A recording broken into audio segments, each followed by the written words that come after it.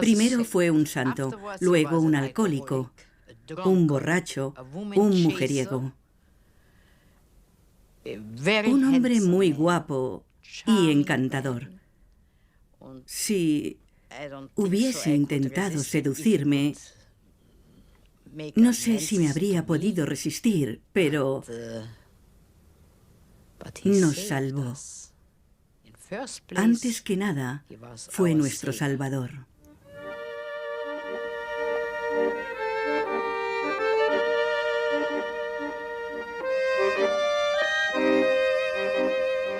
Juerguista y vividor. Disfrutaba del juego, la bebida y las mujeres, y se movía a sus anchas en el mercado negro. Para los alemanes, sin embargo, era un leal agente de la inteligencia militar, Oskar Schindler, el hombre que robó judíos a los nazis.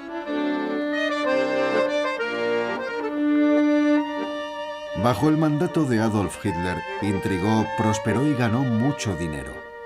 En Checoslovaquia y Polonia espió para el ejército de Hitler. Su fábrica de munición contribuyó al esfuerzo de guerra nazi. Pero Oskar Schindler arriesgó su vida para crear su propio campo de concentración y llegar a ser el único alemán en la guerra en salvar a más de 1 millar de judíos de los campos de exterminio nazis. Esta es la verdadera historia del enigma que fue Oskar Schindler. La verdadera historia de Oskar Schindler.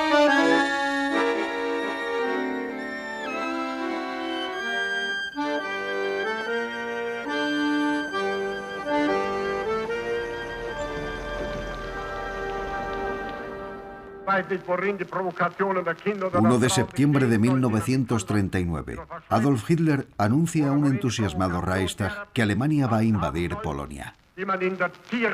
La noche previa, tropas polacas atacan supuestamente una emisora de radio alemana cerca de la frontera. En realidad, la incursión corrió a cargo de soldados alemanes vestidos con uniformes del ejército polaco, proporcionados por un espía de la inteligencia alemana, Oskar Schindler.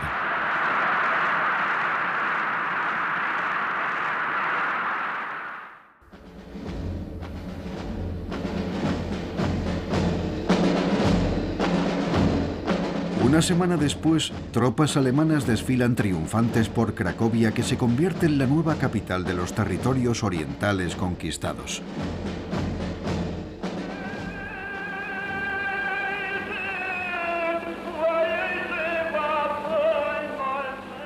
Cracovia, con una de las comunidades judías más asentadas de Europa, no tarda en sufrir las consecuencias de la ocupación. Los alemanes ordenan cerrar sinagogas en activo desde el siglo XIV, que solo vuelven a abrir para rodar películas propagandísticas. Se aprueban leyes que afectan a la población en su conjunto, con regulaciones especialmente duras para los judíos. El objetivo es controlar todos los aspectos de la vida. Expulsan a los judíos de sus hogares y los instalan en guetos. Los despojan de sus derechos y los castigan de forma arbitraria e instantánea. Me sentí muy triste en las primeras semanas. Todo esto ocurrió durante las fiestas judías. Y recuerdo como si fuera hoy ir con mi madre a la sinagoga y llorar. Había gente desconocida por todas partes. Y poco a poco nos redujeron a la nada. Así que... ¿Cómo lo hicieron? De manera sistemática.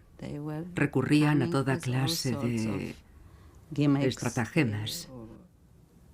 Primero con una cosa que llamaban action. Algunos días reducían el número de personas que vivían en el gueto. Las iban seleccionando. Esta se queda, esta se va.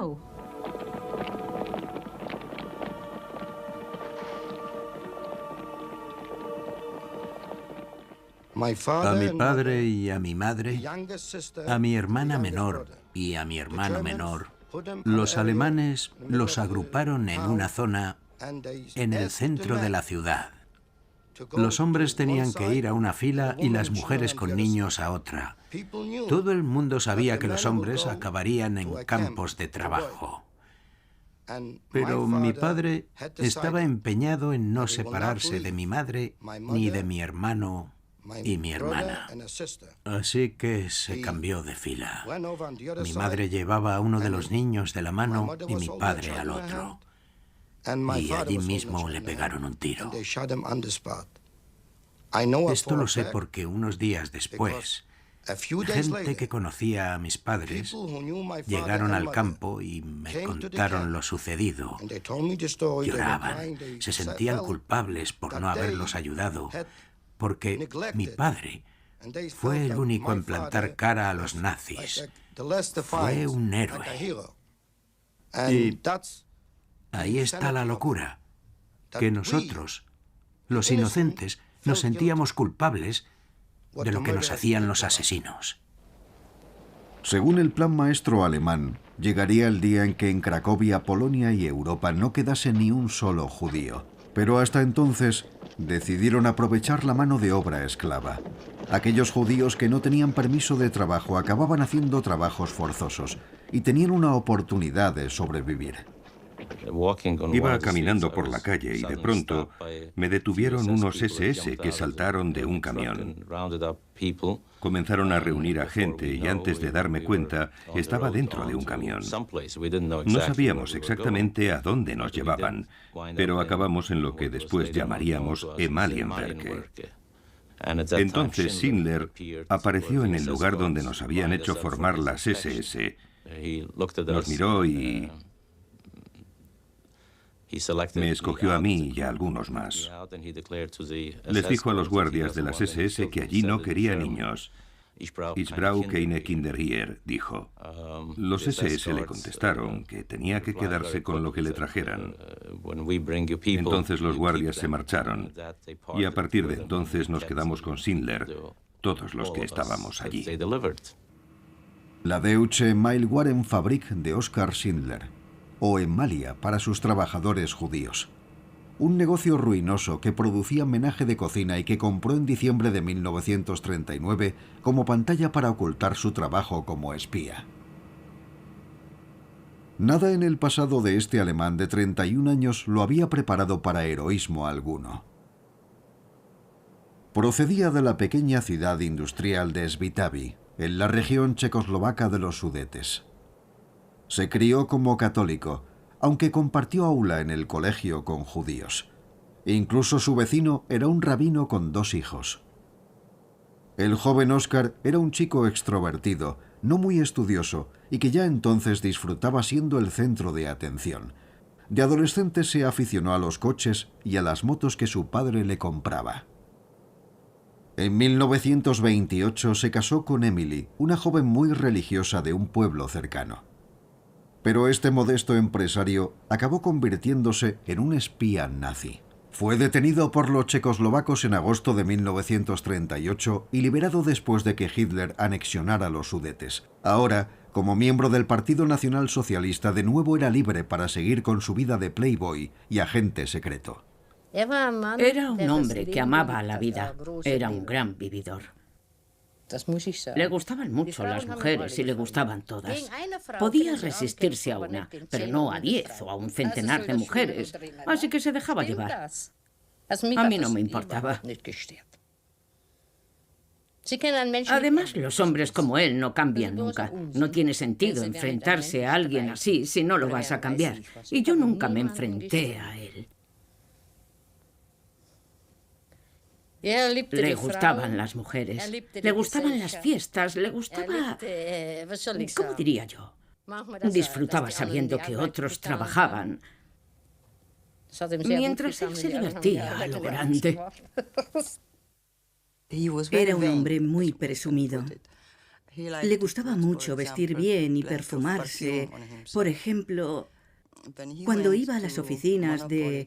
Bueno, esto estaba en Cracovia, formaba parte de la agencia gubernamental para el monopolio del licor, el tabaco y ese tipo de cosas. Bueno, cuando iba allí, todo el mundo sabía cuándo había llegado el señor Schindler, porque la entrada al edificio olía a su perfume. Sí, a Oskar le encantaba ser el centro de atención. Lo disfrutaba mucho. Era un hombre impulsivo, pero no en el sentido negativo, sino en el positivo, hacia las cosas sin más, impulsivamente.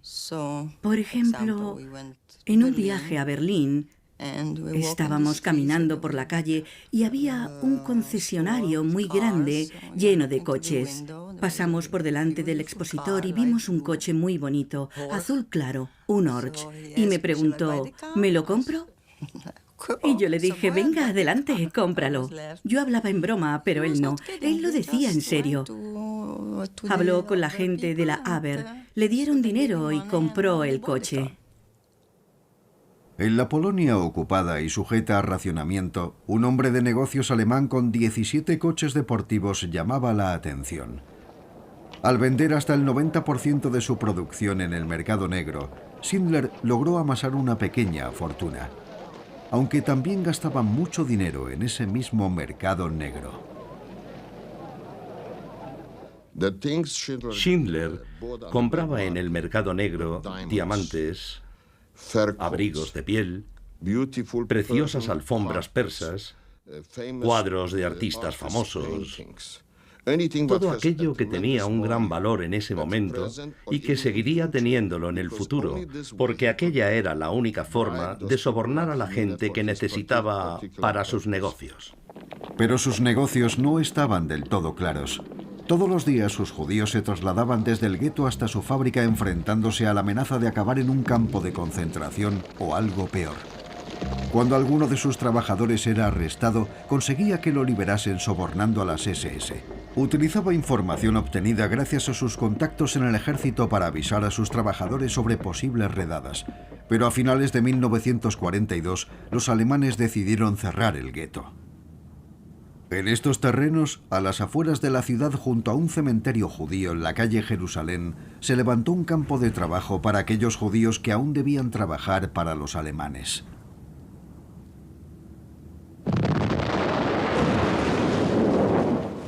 Y la morgue judía saltó por los aires.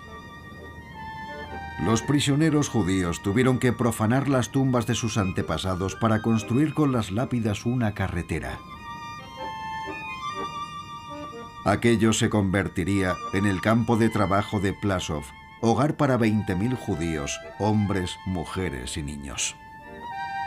El Untersturmführer de las SS Amon Gott, recién llegado tras liquidar los guetos de Lublin, dirigiría el nuevo campo y supervisaría la destrucción de lo que quedaba de la vida judía en la ciudad polaca. Amon Gott, con sus hombres de las SS, estaba al mando. Mujeres mayores, niños y enfermos fueron fusilados. Y sus cuerpos transportados a nuestro campo de Plaszow. Yo mismo, con un grupo de chicos, tuve que descargar los cadáveres.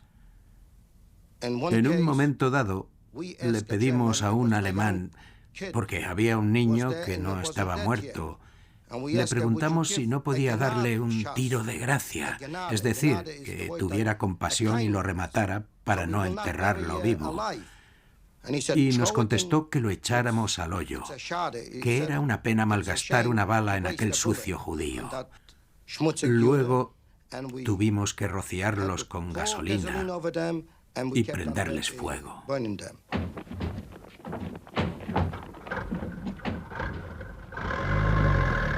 Las películas alemanas muestran con orgullo el modo de actuar de los escuadrones Action. Sin embargo, había un hombre que quería proteger a los judíos de aquella orgía de muerte. En la mañana del 13 de marzo de 1943, Schindler nos dijo que no regresáramos al gueto como hacíamos normalmente, sino que nos quedáramos allí y nos organizásemos como pudiéramos para dormir, porque había problemas en el gueto. Lo estaban liquidando, estaban matando gente, y no quería que fuéramos allí. Durante aquellos días, mientras estaba en la fábrica, recuerdo que durante esas 3 noches y los 3 días siguientes, los alemanes arrasaron el gueto y se llevaron a mi familia, a mis padres, a mis hermanas y a mis hermanos. A uno de mis hermanos lo mataron mientras intentaba cambiar de una fila a otra. El destino del resto de mi familia es un misterio para mí, pero sospecho que los enviaron a Auschwitz. No los volví a ver.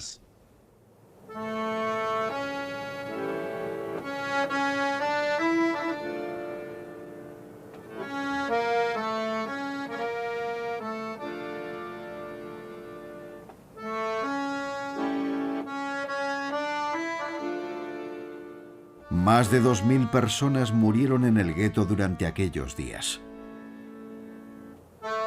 Los supervivientes iniciaron una vida tras los alambres de espino. Daba mucho miedo y era muy triste. Entonces fui consciente por primera vez de que no había escapatoria. Muchos se suicidaban allí mismo. Recuerdo a la madre de un médico que se envenenó en el mismo barracón donde yo estaba. Y aquello solo fue el comienzo. Un día nos dijeron que teníamos que entregar todo lo que teníamos: dinero, joyas, ese tipo de cosas. Teníamos que dejarlo todo. Aquello fue el final. Pero dentro del perímetro del campo, al comandante Amon Gott no le faltaban los pequeños lujos que hacían que la vida fuera muy agradable para los oficiales del Tercer Reich. Aquel verano de 1943 fue caluroso. Gott instaló a su amante con él. ¿Cómo vivió aquello la joven de 24 años? Ahora está enferma de enfisema. Pero ¿cómo fue para ella vivir rodeada de los últimos judíos de Cracovia, jóvenes y viejos? Yo nunca vi gente mayor y tampoco vi nunca niños. Solo vi... Recuerdo que una tarde, en una ocasión, llegó un vagón que iba lleno de niños. Y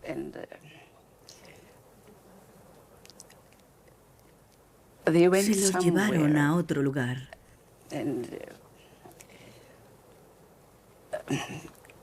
Yo tenía una amiga allí, la mujer del señor Scherner. Y le dije, mira, están trayendo niños. Y me entristecí. Me afectó mucho. Ella, mi amiga que tenía 2 hijos, me dijo, ya, pero son judíos.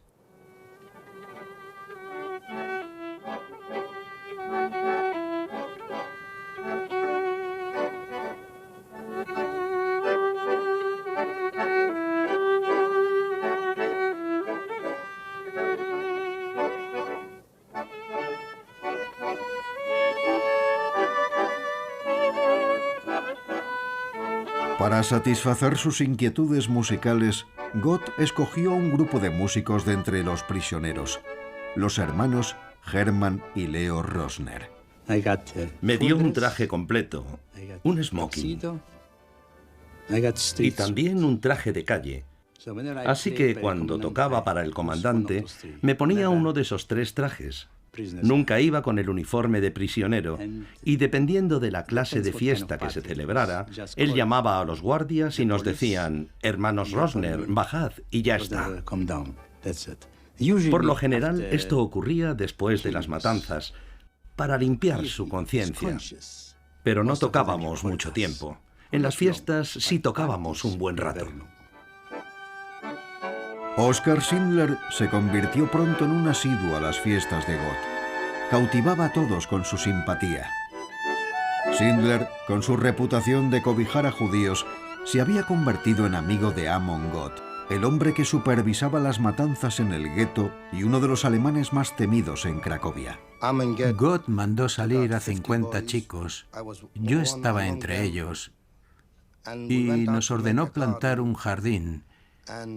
Pero de camino a casa, un chico escapó. Y cuando llegamos a las puertas del campo y nos contaron, se dieron cuenta de que éramos solo 49. No nos dejaron entrar y llamaron a Gott. Él llegó con unos cuantos SS gritando como loco, ¿dónde está el 50? Le contestamos que no lo sabíamos, porque esa era la verdad. No podíamos decir que lo vimos escapar. Así que escogió a uno de cada dos, a 25 chicos, uno a la derecha y otro a la izquierda, y los fue matando de un tiro allí mismo mientras decía, esto es lo que pasa cuando alguien intenta escapar. Aquel día nos hicimos una promesa, que seríamos responsables de la vida de nuestros amigos. ¿Cómo íbamos a salvar una vida para poner en peligro la de 25 o incluso más? No, no era un asesino brutal. No, no más que otros oficiales de las SS. No lo hacía porque le divirtiera. No era un asesino brutal. Pensaba de los judíos lo mismo que todos los demás SS. ¿Qué pensaba? Que estaban ahí para trabajar.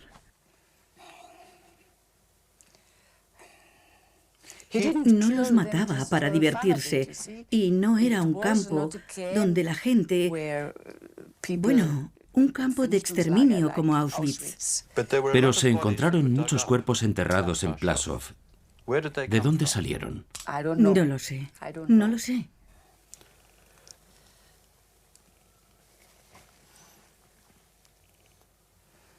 Bueno, es verdad que mató a algunos judíos, claro. Llevar un campo así, pues no es algo agradable.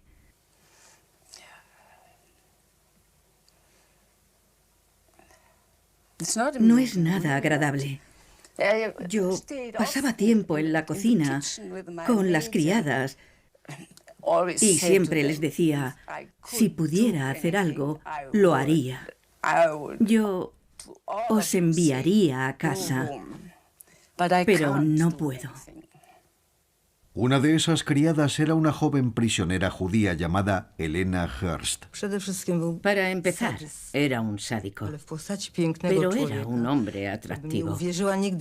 Jamás habría imaginado que un tipo con tan buena planta fuera el mismísimo demonio, un asesino cruel y frío. Un día, por la mañana temprano, Gott me llamó. Yo, claro, acudí corriendo. Cuando llegué, me enseñó la manga de su camisa. Había una mancha. Quizá fuera polvo de la cantera. Yo no tenía ni idea. Pero la mancha era bastante visible. Así que le dije... No sé, seguramente Poldek, el encargado de prepararle la ropa, no se ha dado cuenta y no ha lavado bien la camisa. En ese momento me dio una bofetada tan fuerte que me quedé sorda. Después los oídos me pitaban tanto que le dije, Herr comandante, alguien llama a la puerta. Y entonces me golpeó una segunda vez con tanta fuerza que me empezó a sangrar un oído. A él, por supuesto, le daba igual. Mueve el culo, puta, me dijo. Sucia judía.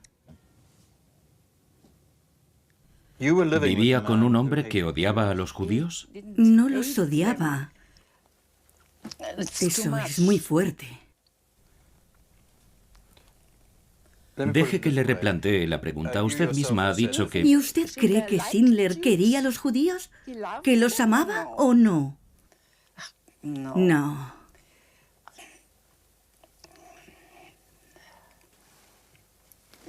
Schindler no era más que un oportunista simpático que los necesitaba. Era como los demás. Por eso los empleaba en su fábrica. Pero tampoco les tenía ningún aprecio. Para las SS era un oportunista simpático, pero sus frecuentes visitas al campo le proporcionaron un fácil acceso a los prisioneros, a personas como Elena en el sótano de la cocina. Una vez Schindler bajó al sótano. Estaba de buen humor. Puede que hubiera bebido y me rodeó los hombros con su brazo. En aquella época que un alemán hiciera eso con una judía era Rasenschande. Era algo inaudito. Yo me quedé petrificada y me aparté. Pero él me dijo, no tengas miedo. Este abrazo y este beso en la frente no es lo que piensas. Es un beso paternal, de amigo. Me gustaría mucho ayudarte. Y siguió bajando al sótano. Una vez salió al jardín conmigo y había gente trabajando enfrente. Movían unas piedras muy grandes. Era un trabajo duro, agotador. A aquellos desdichados, en cuanto cogían todas las piedras, los mandaban al punto de partida para volver a empezar. Schindler estaba de pie y me rodeaba los hombros con un brazo. Creo que Gott no estaba ese día. Entonces me dijo, recuerda la dura vida de los judíos cuando estuvieron en Egipto. Aquí también trabajan, pero recuerda que de Egipto salieron. Consiguieron huir. Vosotros también saldréis de este infierno. Esas fueron sus palabras. Él siempre tenía palabras de ánimo para mí. ¿Tenía la sensación de que Schindler era un buen nazi?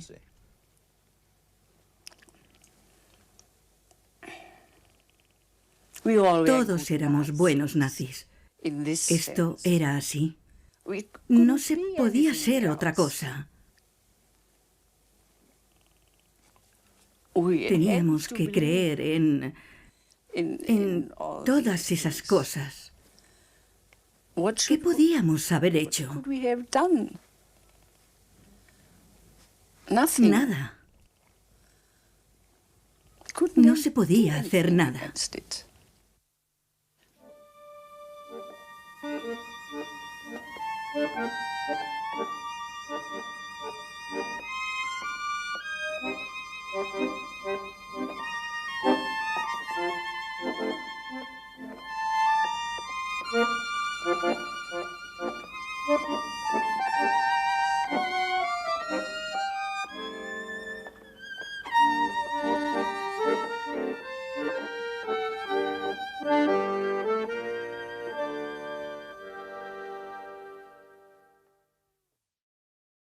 A principios de 1943, Oskar Schindler ideó un plan extraordinario.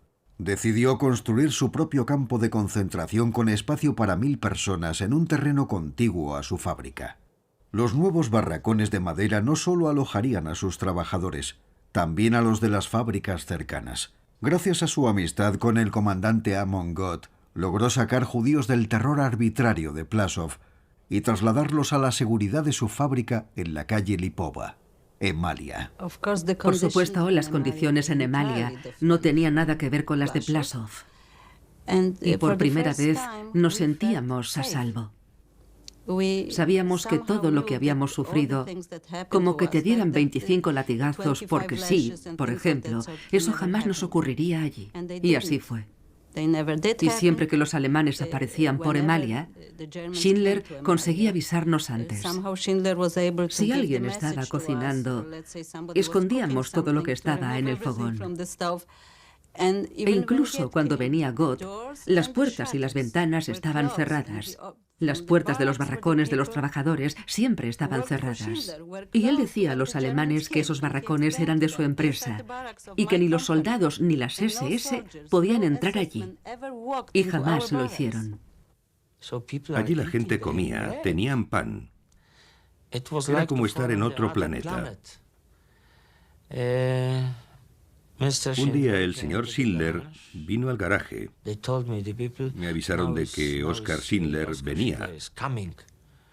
Me saludó y me estrechó la mano. Yo tenía miedo de darle la mano, de estrechársela.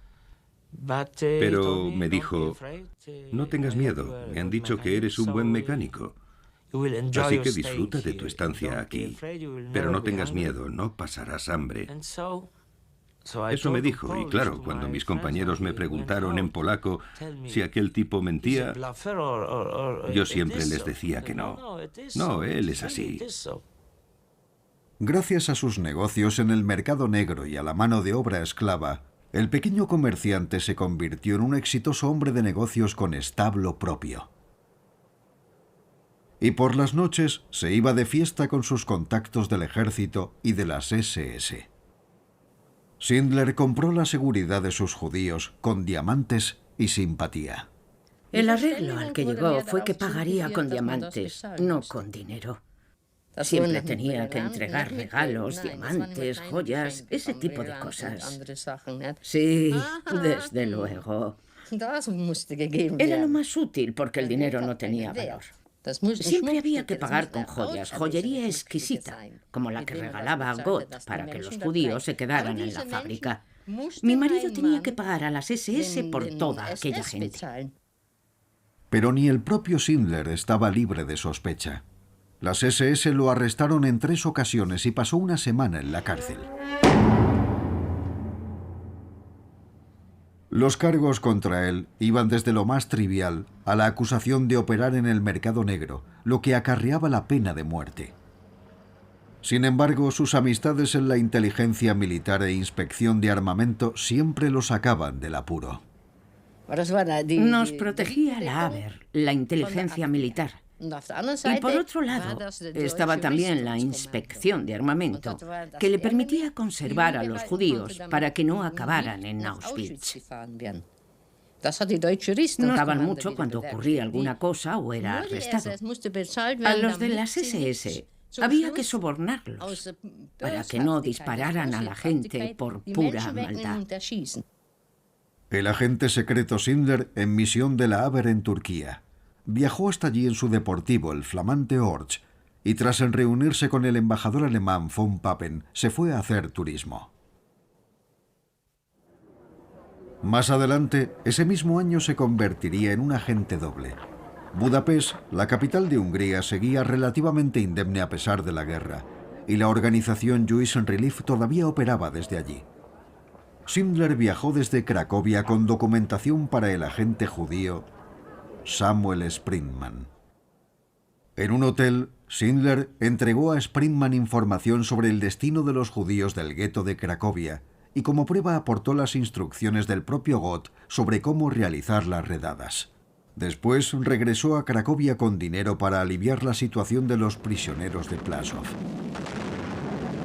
A finales de 1943, los alemanes comienzan a ceder terreno en el frente ruso. Y en el occidental, los aliados avanzan por territorio italiano. En Cracovia, la fábrica de Schindler celebra su 4º aniversario.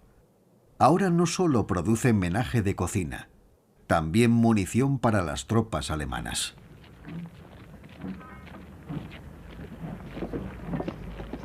Con la guerra cada vez más cerca en ambos frentes, la máquina de exterminio alemana acelera en un loco intento por aplicar la solución final. Envían judíos de toda Europa directamente a las cámaras de gas y hornos de Auschwitz. A mediados de 1944, con los rusos avanzando hacia Polonia, los alemanes se ven obligados a desmantelar sus campos más cercanos a la frontera. Industrias esenciales para la guerra se trasladan a territorio más seguro. Hay que deshacerse de los trabajadores judíos. El paraíso de Schindler tiene los días contados. En agosto de 1944, Schindler recibe la orden de reducir el número de trabajadores del campo, alrededor de 1 millar, en 2/3 y funcionar solo con el tercio restante.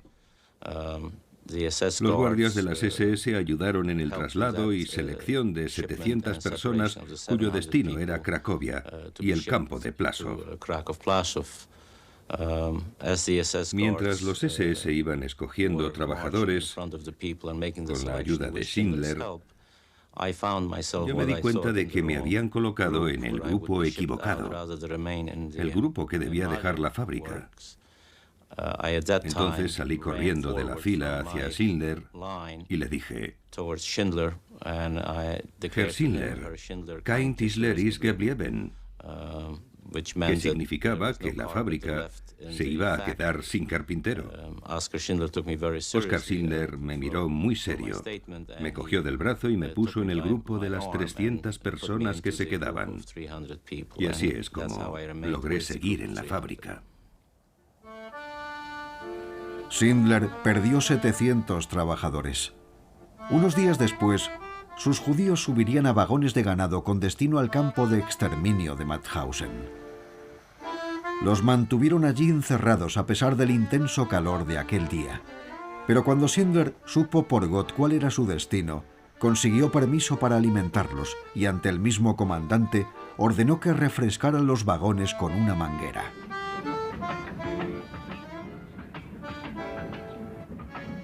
También sobornó a un guardia para que ventilara los vagones en todas las paradas.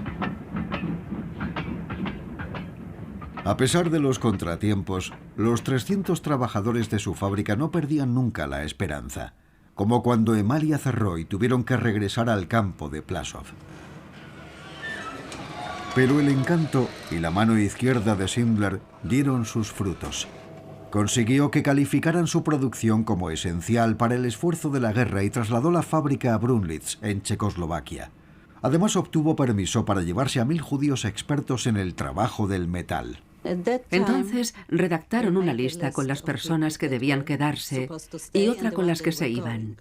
La idea era conservar a todas las mujeres y a las familias de las mujeres unidas. Desgraciadamente, no se consiguió en todos los casos. Y la lista se redactó de una manera muy curiosa. Creo que todo el mundo puso su granito de arena. Schindler, el señor Bankier, el policía judío e incluso el ingeniero alemán que trabajaba para Schindler. Algunos intentaron ajustar cuentas, venganzas personales. Y así fue como gente que llevaba trabajando desde el principio, que lo habían dado todo, no llegaron a Brunlitz y murieron. Esta es la lista de Schindler, la lista de la vida de los 1000 afortunados. Pero como Schindler había perdido a 700 de sus judíos durante la selección de agosto, ahora podía reclutar a los 100 llegados a Plaszow. En la lucha por estar en esa lista hubo juego sucio. El prisionero encargado de redactarla era un hombre de confianza de Gott llamado Marcel Goldberg. Le pregunté: Marcel, ¿quieres ponerme en la lista? Y lo primero que me preguntó fue: ¿tienes diamantes o dinero? Le contesté que no tenía ni diamantes ni dinero, pero que lo hiciera por nuestra amistad, pues nos conocíamos desde antes de la guerra. Respondió: no quiero usar sus mismas palabras, pero me dijo: morirás aquí, sin diamantes no irás a ningún sitio. Los diamantes eran para él, no recaudaba para nadie más. Era un negocio para él. En la lista vi mi nombre, Pantirer Moyes, la fecha de mi nacimiento y al lado mi puesto, trabajador del metal. Le juro que yo jamás me apunté y que nunca trabajé el metal. Yo entré en el campo para construir barracones y luego trabajé en la cocina. Si fuera un hombre religioso, le diría que un ángel bajó del cielo y escribió mi nombre en esa lista. Helena Hearst, la criada de Amon Gott, ofreció a Schindler 4000 zlotys para estar en esa lista. El empresario cogió el dinero y consiguió que la liberaran de un curioso modo. Schindler estaba con Gott y se pusieron a jugar a las cartas. No sé a qué juego exactamente, pero en un momento dado Schindler dijo: quien gane se queda con Helena. Aquella era una forma de incluir gente en la lista, pero Gott no estaba de acuerdo. No me quería en esa lista, pero Schindler insistió: quien gane apunta a Helena en su lista. Entonces jugaron y jugaron. Y Schindler ganó 14.000 zlotys, una buena cantidad. Entonces le dijo al comandante, ¿y bien? Pero Gott no estaba dispuesto a dejarme marchar. Así que Schindler le dijo, hemos jugado y me lo debes. Otro empresario, Julius Madritz, también empleaba mano de obra esclava en su fábrica y quería poner a algunos de sus trabajadores en la lista de Schindler. Incluyó a 60.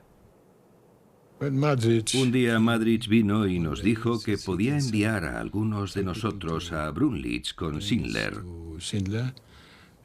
y que si queríamos viajar con la familia, él se ocuparía de todo.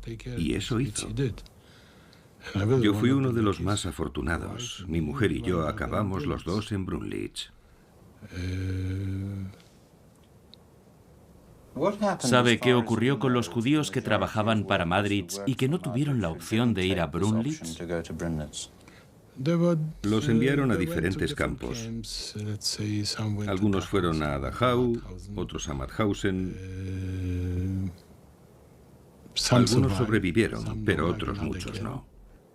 Finalmente, 1.100 personas, hombres, mujeres y niños, todos supuestamente trabajadores esenciales para la fábrica de munición, acabaron en la lista.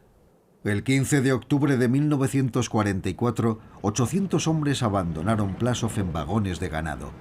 Pero en lugar de llegar a la fábrica de Schindler, al suroeste, acabaron al día siguiente en el campo de concentración de Gross-Rosen. Gross-Rosen era una auténtica pesadilla. Cuando llegamos, abrieron las puertas de los vagones. Salimos y los capos nos estaban esperando de pie con guantes en las manos, muy elegantes. Nos condujeron hasta un lugar de reunión que ellos llamaban Appelplatz. Allí, lo primero que hicieron fue ordenarnos a todos que nos desnudáramos. Esto sucedió en el mes de octubre. Hacía mucho frío. Nos desvestimos y después nos llevaron a las duchas. Todos teníamos mucho miedo a las duchas.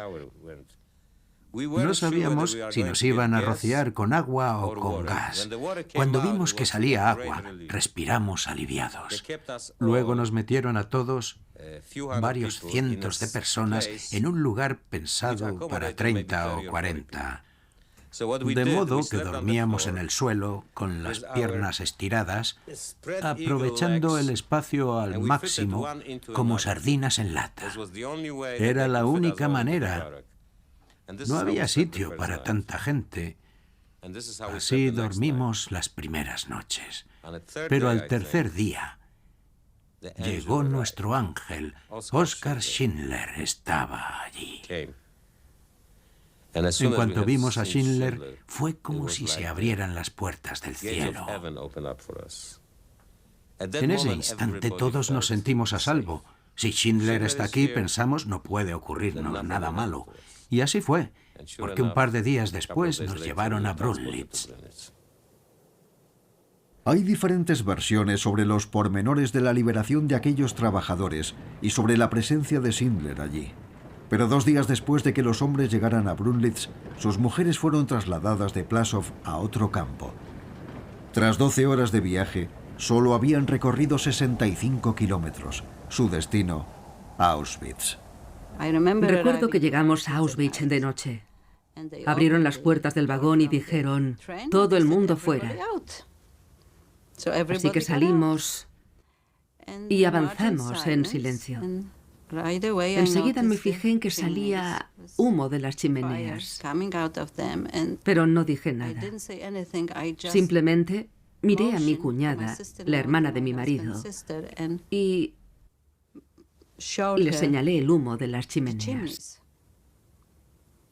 Nos íbamos acercando a la zona donde estaban las chimeneas, junto a unos barracones. No sé exactamente qué lugar era aquel, pero nos dijeron que nos desnudáramos, que dejáramos nuestras pertenencias a un lado y que entráramos en la zona de las duchas. Y allí nos quedamos esperando y esperando, pero no salía agua de las duchas.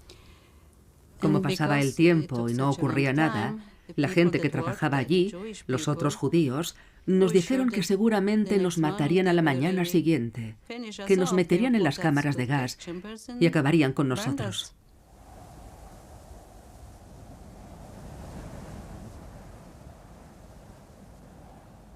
El cielo estaba rojo y olía de un modo diferente, pero nosotros seguíamos sin creer que esas cosas estuvieran funcionando. Aunque las mujeres eslovacas que estaban en Auschwitz desde el principio, es decir, desde 1940, nos decían, no vais a sobrevivir.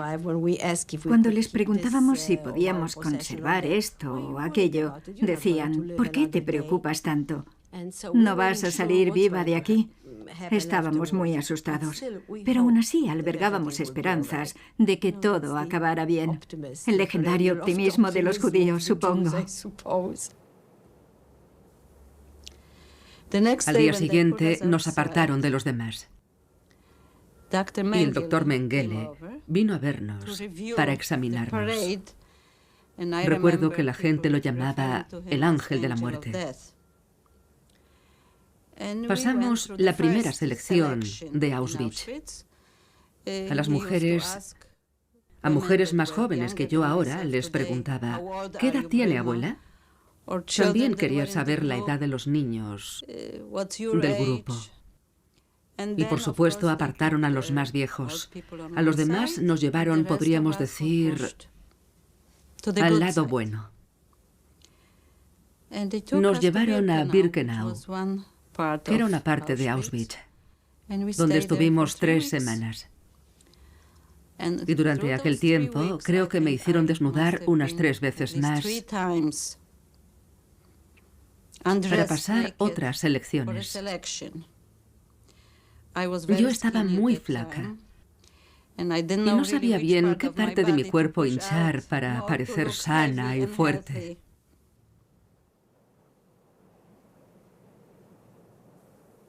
Desde el primer momento nos dimos cuenta de que en Auschwitz todo estaba enfocado a la muerte, no a la vida. No había jabón, no había cristales en las ventanas. El agua estaba helada, claro. Era noviembre y el barro nos llegaba casi hasta las rodillas. No teníamos calcetines ni ropa interior. Las condiciones eran totalmente insalubres. No había nada, ni papel higiénico, nada de lo que las mujeres necesitamos en cuestión de higiene íntima.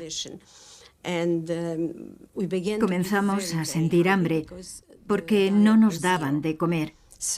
Y cuando teníamos algo, no lo podíamos comer porque todos estábamos enfermos de disentería. Algunos no lo soportaron, no eran lo bastante fuertes mentalmente para aguantar aquello. Algunos hablaban de lanzarse contra la alambrada electrificada, gente de nuestro grupo. No sé, por aquel entonces yo era más joven y fuerte, y recuerdo que un día vino alguien y preguntó, ¿quién sabe tejer? Dije que yo. Y me dieron un juego de agujas, unas agujas improvisadas con las que me cortaba los dedos, pero al menos podía tejer. Me dieron una especie de hilo y comencé a tejer unos guantes para alguien. Y cuando hacían recuento en plena noche, a las 2 de la mañana, nos sacaban a todos y nos contaban. Pero yo no tenía obligación de salir porque era la que hacía los guantes. Así que, bueno, una nunca sabe lo que te puede salvar, lo que te puede ayudar. Veíamos a otras mujeres que estaban incluso peor que nosotras, porque llevaban más tiempo en Auschwitz. Jamás olvidaré una cosa que me pasó. Un día, no sé por qué, pero seguramente me enviaron con 1 o 2 chicas más a por lo que ellos llamaban cereales. Preparaban una especie de engrudo donde prácticamente todo era agua, agua caliente. Y mientras caminábamos con aquello desde la cocina a nuestro barracón, aparecieron como Bueno, las sombras de unas mujeres. Eran las 4 de la mañana. Ellas iban con las cabezas rapadas, vestidas con los andrajos de Auschwitz. Dejaron sus cuencos, que probablemente también usaban para otras cosas, y cogieron los cereales que llevábamos. Estaban famélicas. No tenían ningún control sobre sus actos, sus emociones, ni nada. Y pensamos, Dios mío, acabaremos como ellas. Esa fue una de las experiencias más aterradoras que viví allí. Era la desesperación total, porque esperábamos que Schindler nos ayudara, pero no estábamos seguras. En Auschwitz, las 300 mujeres de Schindler esperaban y desesperaban. Pero él estaba en Cracovia. Lo habían vuelto a arrestar. Las SS habían arrestado al comandante Amon Goth por lucrarse en el mercado negro. Y este, para librarse, había implicado a su amigo Oscar. Pasaron varios días hasta que su red habitual de amigos de la inspección de municiones y la Abwehr lograron liberarlo. De nuevo en libertad, Schindler se propuso recuperar a sus mujeres. Convenció a una amiga checoslovaca para que viajara a Auschwitz. Allí se reunió con uno de los oficiales al mando y pasó la noche con él. Pronto, las judías de Schindler estaban listas para emprender un nuevo viaje. Pero en Auschwitz recibían más prisioneros. Aprovechando la ausencia de Schindler, todos los niños de la fábrica de Brunlitz, junto con sus padres, fueron enviados al mismo campo de exterminio, donde las madres esperaban a Oscar. Mi hijo me dijo, papá, siento mucho que tengas que morir, porque soy un niño. Fue él quien notó movimiento bajo los vagones del tren en Auschwitz. Le pareció ver piernas de mujeres, así que empezó a silbar. Esa era nuestra señal. Mi hermana la escuchó, se volvió, se asomó por una grieta de nuestro vagón y vio a mi hijo y al suyo. Y de repente comenzó a gritar: Mansi, mira, mira, Mansi, mira, nuestros niños están Richard y Oleg. Además, había otro niño que se llamaba Jenek Ginter. Me asomé y vi a mi hijo. Yo quería hablar con él, gritarle o silbarle, hacerle saber, de alguna manera, que estaba allí. Empezó a golpear la puerta, así que un soldado alemán se acercó y dijo, ¿qué pasa aquí? Y ella contestó, ahí está mi hijo, puede que sea la última vez que lo vea, por favor, déjeme salir. Y él contestó, está bien, pasa por debajo, finge que estás haciendo algo. Me metí por debajo del tren y grité, Oleg, Oleg, Oleg. Entonces me vio. Y yo le dije,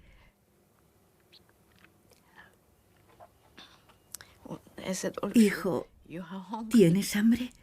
Y me dijo, no, mamusiu, mira, tengo patatas. Aquello fue una gran coincidencia, estar allí en el mismo momento. Recuerdo que estaba con mi primo y con mi tío. Los números que llevábamos tatuados eran correlativos. Incluso recuerdo estar con un chico de mi edad que gritaba mucho mientras le tatuaban y que tuvieron que tacharle el tatuaje porque el hombre que se lo estaba haciendo cometió un error.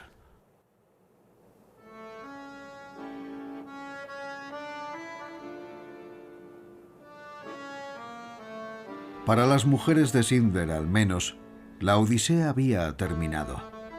El suyo fue el único cargamento de prisioneros que salió de Auschwitz en toda la guerra.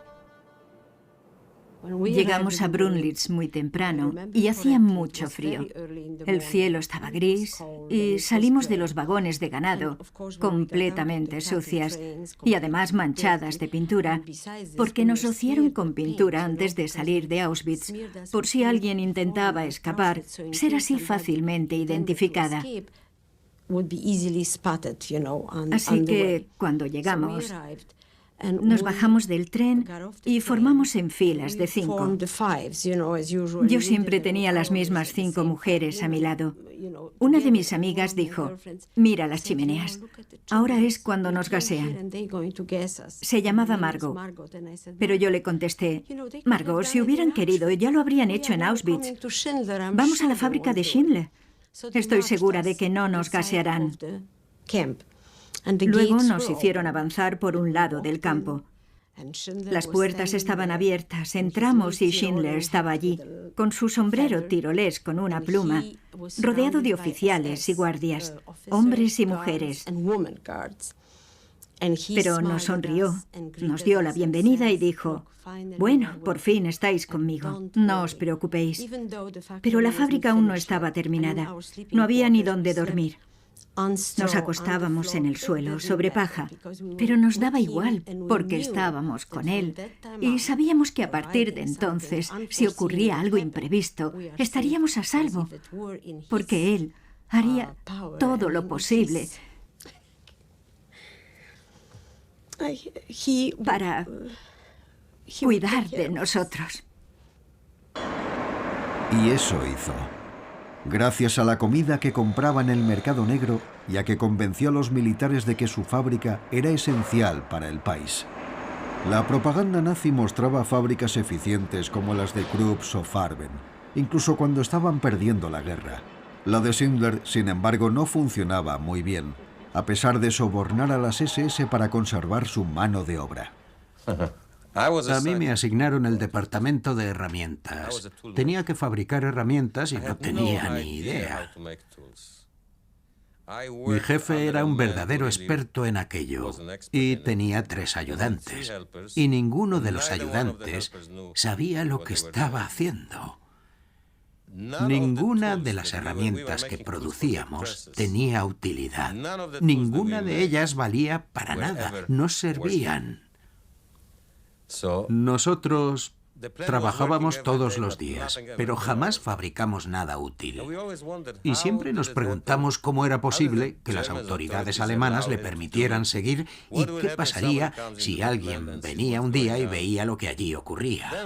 Después descubrí, mucho después de la guerra, que Schindler compraba parte del producto en el mercado negro y se lo entregaba a las autoridades alemanas como si fuera nuestro.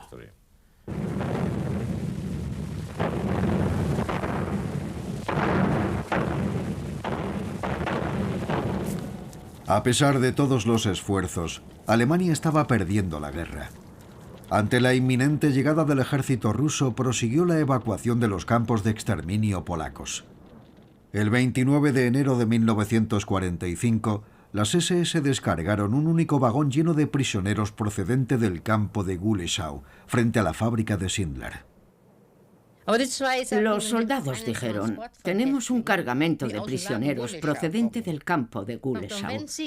Llevamos 2 semanas de viaje. La fábrica a la que tenían que ir no los quiere. No podemos seguir. Estamos congelados. Si no te los quedas tú, los haremos bajar. Los mataremos y los dejaremos aquí. Así que con la ayuda del ingeniero Senneborn, llamamos a mi marido que estaba en Cracovia. Se lo contamos y nos dijo que aceptara a los judíos. Trabajamos durante horas con picos y palas. Echábamos agua caliente, pero los cierres del vagón estaban congelados, totalmente helados. Cuando por fin conseguimos abrirlo y entramos para sacar a la gente, lo que nos encontramos allí fue... Perdone que sea tan explícito, pero cuando los levantábamos, tenían el culo congelado, pegado al vagón. y al tirar de ellos se les desgarraba la piel y gritaban de dolor.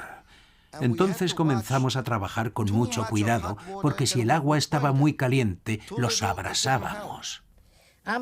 Por primera vez en mi vida vi a unas personas que no podía distinguir si eran hombres o mujeres.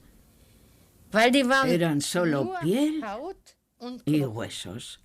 Sus ojos eran enormes, muy grandes, parecían momias. Los que llegaron de Gulesau estaban muy enfermos. Estaban famélicos, muertos de hambre y de frío. Así llegaron muchos a Brunlich.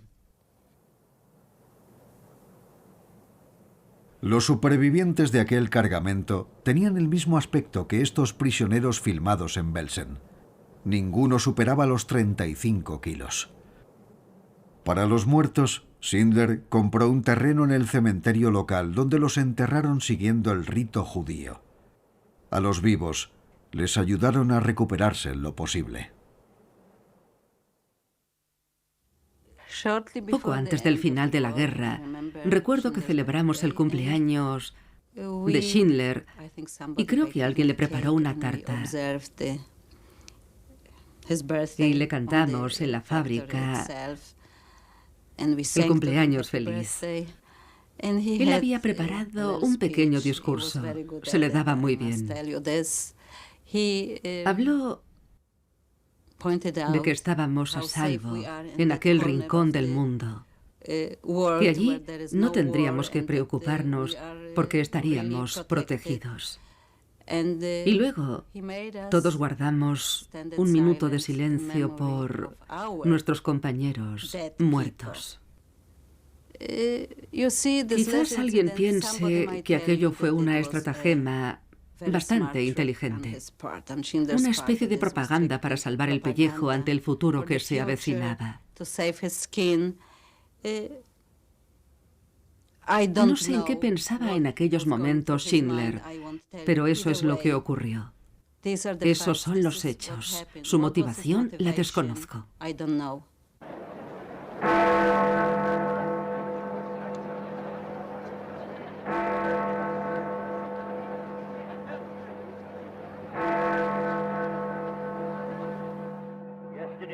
La pasada mañana, a las 2:41 a.m., en el cuartel general del general Eisenhower, el general Jodl, representante del alto mando alemán, y el gran almirante Dönitz, designado jefe del Estado alemán, firmaron las actas de capitulación.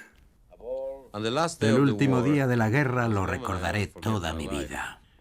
Schindler instaló unos altavoces en la fábrica y anunció que íbamos a escuchar el discurso de la victoria de Churchill.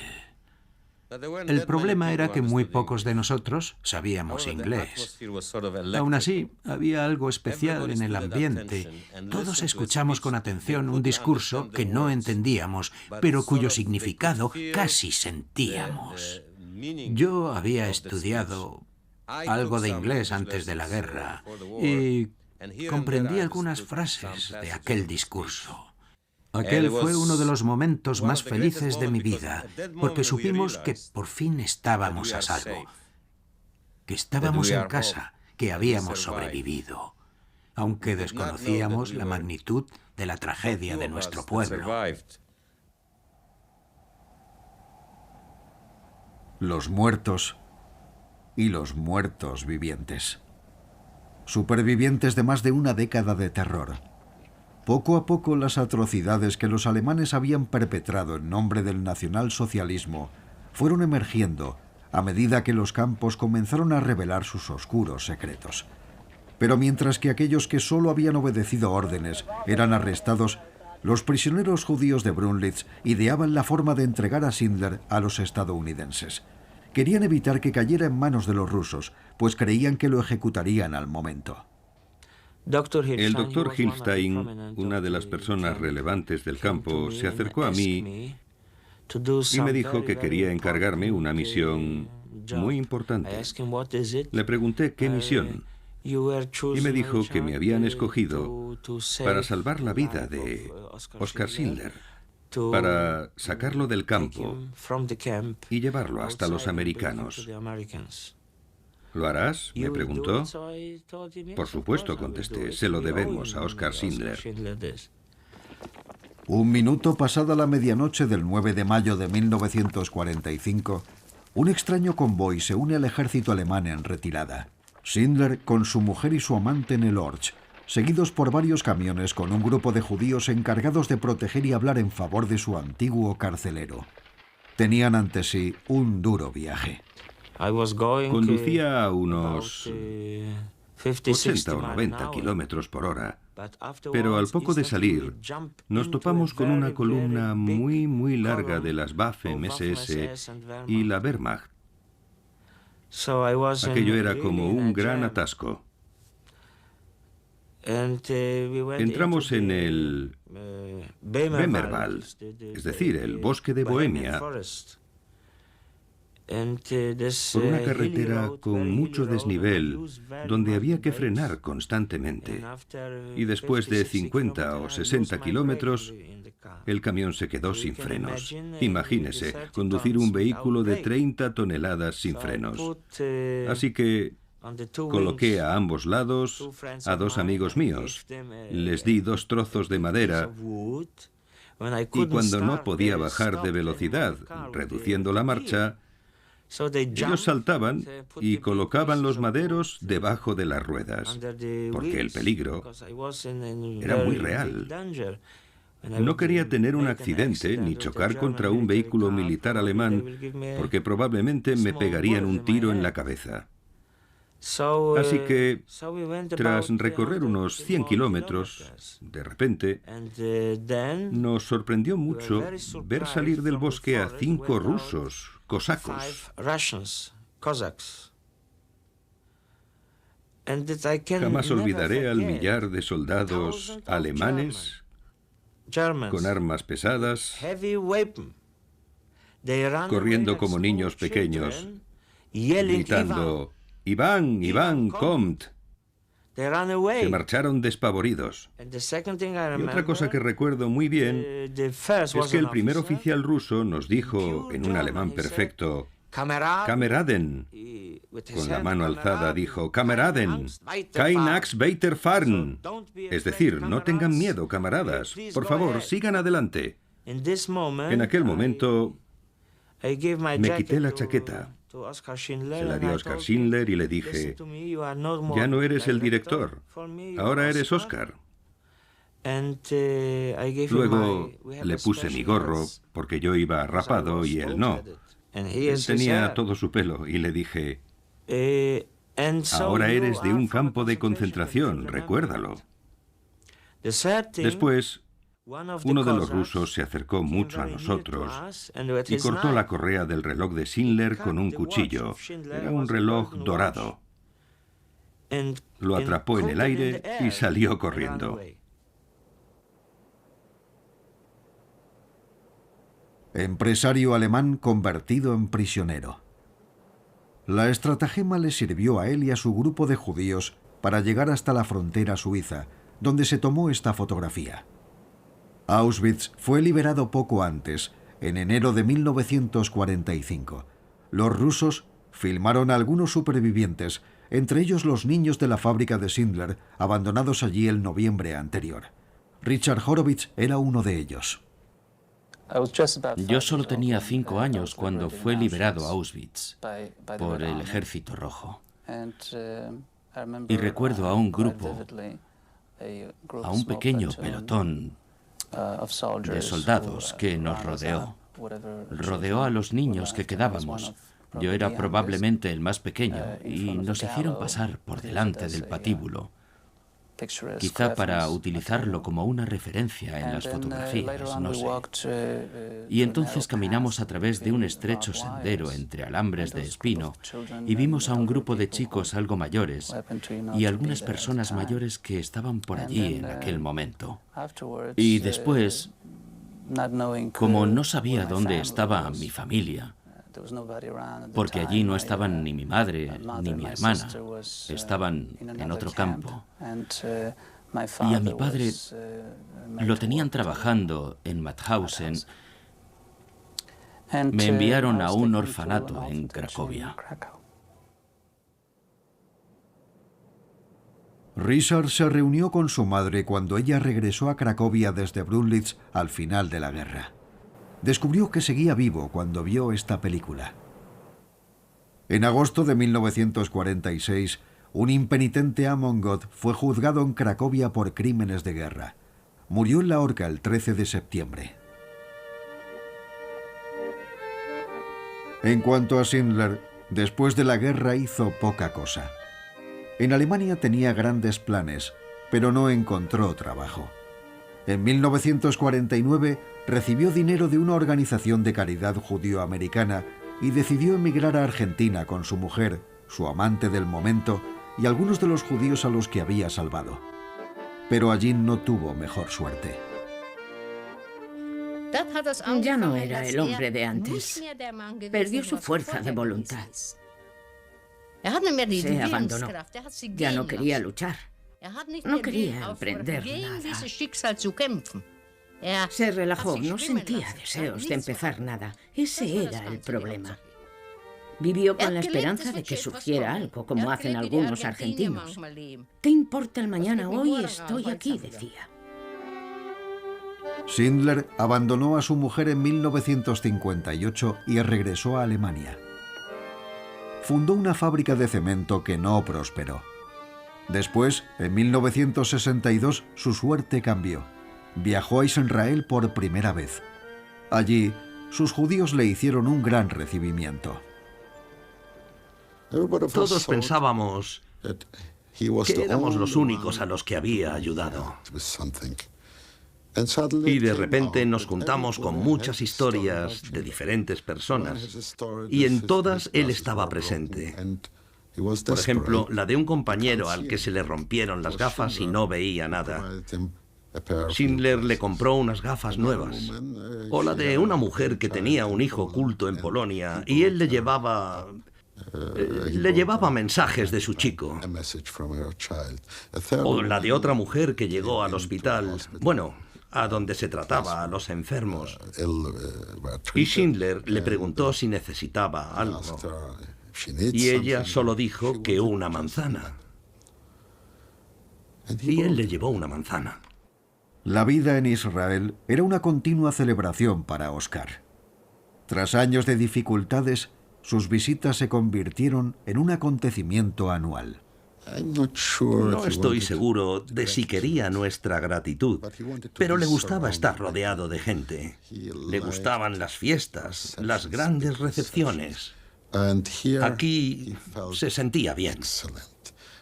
Quería tener cerca a todo el mundo. Quería contar sus historias, que le presentaran a gente importante. Y repetía sus anécdotas una y otra vez. Sí, así era Schindler. Así era el hombre. Y teníamos que aceptarlo tal y como era.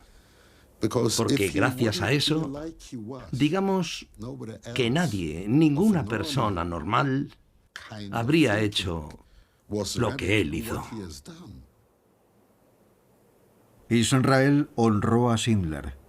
En 1963 era la tercera persona del mundo en recibir el título honorífico de Justo entre las Naciones. Su árbol crece en la Avenida de los Justos, pero no todos los supervivientes conocen sus motivos. A pesar de todo, para mí Schindler seguía siendo alemán, un nazi. Jamás me convencerán de que era un simpatizante de la causa judía. Para mí, representa el sistema alemán, el sistema nazi, y ganó mucho dinero.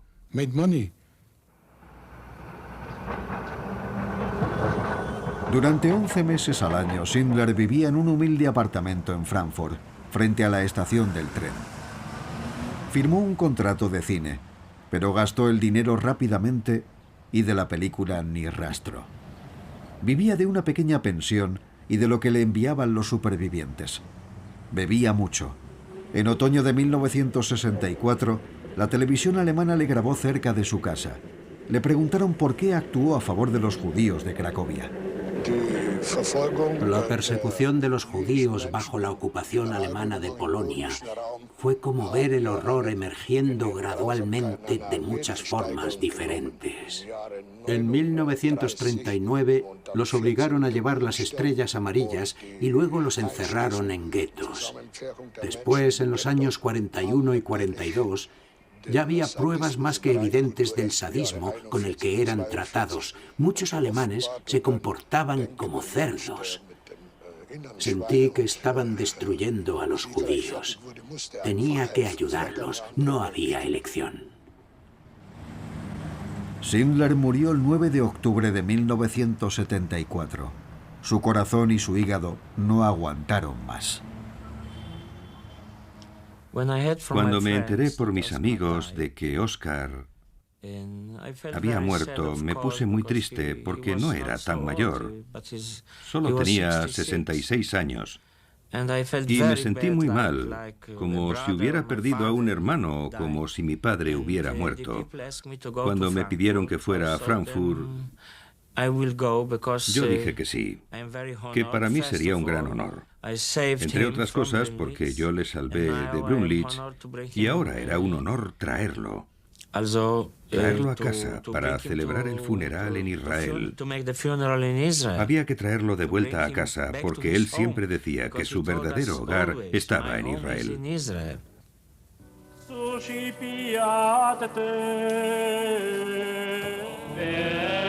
3 semanas después, una multitud se congregó en la Iglesia Católica del Monte Sión en Jerusalén para despedirse de Oskar Schindler. Judíos que jamás habían entrado en una iglesia acudieron para rendirle homenaje. Y aunque nadie podía decir quién fue realmente Oskar Schindler, su contribución a la humanidad estaba esculpida en aquellos rostros que ocupaban los bancos del templo. Schindler dio a este pueblo un regalo de valor incalculable.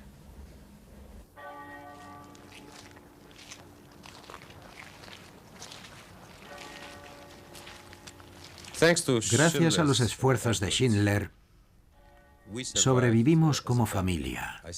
Mis padres aún están vivos. Tienen ya más de 80 años. Sabemos que fueron muy pocas las familias que lograron sobrevivir todos sus miembros. Pocos tienen todavía a sus padres vivos y todos mis amigos supervivientes nos envidian porque mi mujer y yo tenemos a nuestros padres y mis hijos a sus abuelos. Yo fui el más joven, o uno de los más jóvenes en deuda con él. Le debo la vida a Schindler, a su empeño. Echando ahora la vista atrás, al verlo ahora con los ojos de un adulto, no hay duda de que siento una gran gratitud. No sé quién fue o por qué hizo lo que hizo, pero ¿qué más da? La vida es lo que realmente cuenta. Cuando se preparaba para dejar el campo el último día de la guerra, en 1945, los judíos de Brunlich quisieron hacerle un regalo. Un prisionero ofreció sus dientes de oro y otro los convirtió en un anillo donde grabó una antigua frase judía: el que salva una sola alma, salva al mundo entero.